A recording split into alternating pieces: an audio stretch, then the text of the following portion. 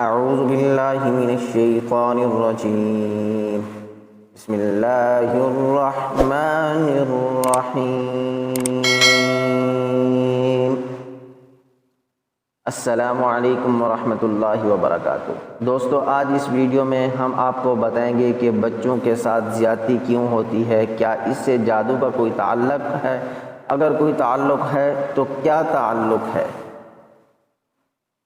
قدیم زمانے سے چلا آ رہا ہے کہ آج فلاں شہر میں فلاں بچی کے ساتھ زیادتی ہو گئی، آج فلاں جگہ کم سن بچی کے ساتھ زیادتی ہو گئی۔ آخر یہ زیادتیاں ہوتی کیوں ہیں؟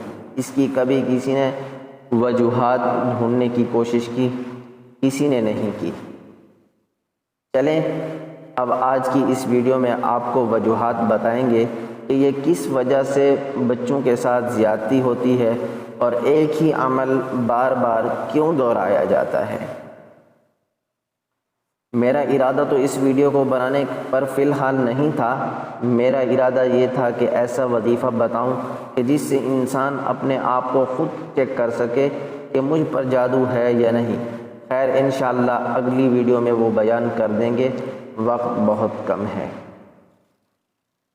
دوستو، اگر آپ نے ابھی تک میرے چینل کو سبسکرائب نہیں کیا تو دیر نہ کریں، جلدی سے میرے چینل کو سبسکرائب کریں، ویڈیو کو لائک کریں، شیئر کریں اور بیل کے بٹن کو ضرور دبائیں تاکہ ہر نئی آنے والی ویڈیو ملے آپ کو سب سے پہلے۔ جزاک اللہ۔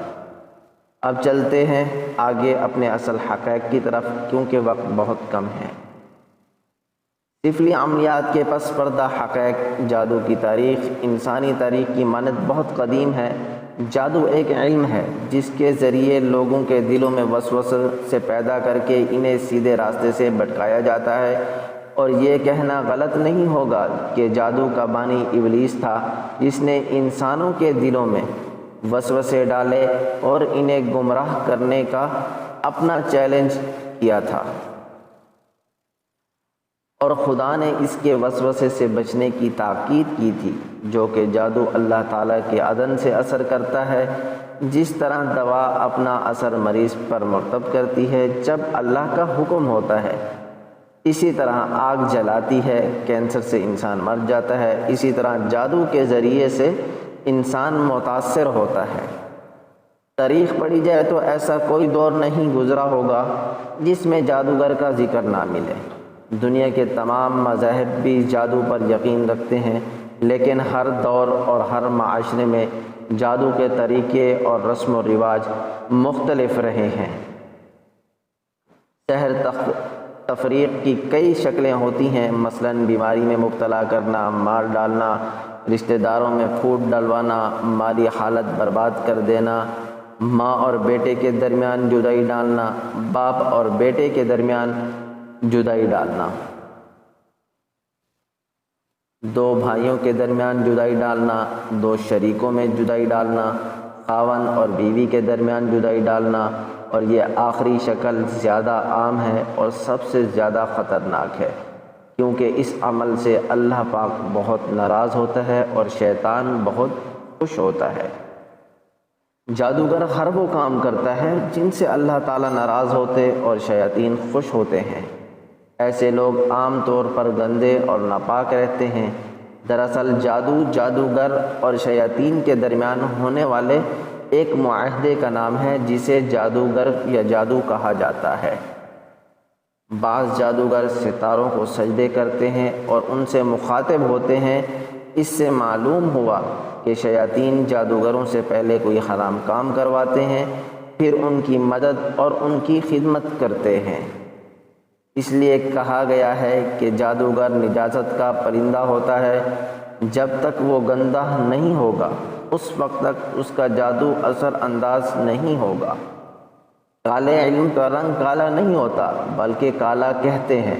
ظلمت، گھپ اندھیرا، کفر، شرک اور اللہ کی ذات کو چھوڑ کر غیر اللہ کی مدد پکارنا، دراصل کالا علم اور جادو ایک ہی بات ہے۔